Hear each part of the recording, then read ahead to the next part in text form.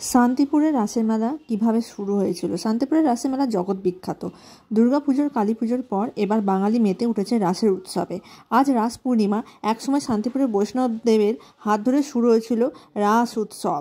পুরাণ অনুসারে শান্তিপুরের রাসের প্রথম সূচনা করেছিলেন অদ্বৈতাচার্য। বলা হয়ে থাকে তিনি ছিলেন নাকি শিবের অবতার। এ নিয়ে এক কাহিনীও প্রচলিত। শিবের মনে নাকি রাস নিয়ে কৌতূহল ছিল, তিনি রাসে অংশ নিতে চেয়েছিলেন, কিন্তু রাসে কৃষ্ণ ছাড়া অন্য কোনো পুরুষের প্রবেশ নিষেধ ছিল। তাই তিনি ছদ্মবেশে রাসের অংশ নিয়েছিলেন, কিন্তু কৃষ্ণ তা বুঝতে পেরে যান। রাসের প্রাঙ্গণ ত্যাগ করেন। সখীরা তখন সমস্যায় পড়ে গেছিল যে রাস হবে কি করে। তখন তারা শ্রীরাধাকে দোলায় চাপিয়ে নগর পরিভ্রমণ করেছিলেন। তাই সেই দিনের জন্য রায় হয়েছিলেন রাজা।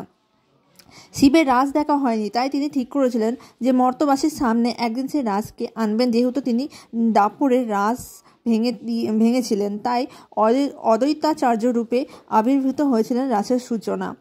তাই তিনি ছদ্মবেশে হয়েছিল। অন্যদিকে ইতিহাস অনুসারে 12 ভূঁইয়ার এক ভূঁইয়ে ছিলেন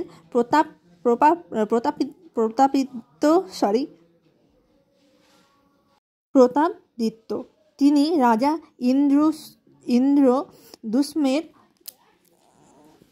ইন্দ্রদুষ্মের আমলে পূজিত গোবিন্দের বিগ্রহ যশোর থেকে নিয়ে এসেছিলেন। পরে বাংলা আক্রমণ করা হয়েছিল। তিনি 12 ভূঁইয়াদের গুরু অদ্বৈতাচার্যের পৌত্র মধুরেশ গোস্বামীর হাতে এই বিগ্রহ দেন। এই বিগ্রহকেই পরে শান্তিপুরের প্রতিষ্ঠা করা হয়। কিন্তু মধুরেশ গোস্বামীর মৃত্যুর পর এই মূর্তি চুরি হয়ে যায়। পরে শোনা যায় কোনো এক ব্যক্তি স্বপ্নাদেশ পান, একটি বিল হাতে সেই মূর্তি উদ্ধার করা হয়। পরে এই মূর্তি উদ্ধারের পর রাধারানীকে এখানে প্রতিষ্ঠা করা হয়। রাসের দিন রাধা রানীর মিলন ঘটে। রাস যেমন রাধা কৃষ্ণের মিলন প্রাঙ্গণ, তেমনি সব ধর্ম বর্ণ মানুষের মিলন প্রাঙ্গণ।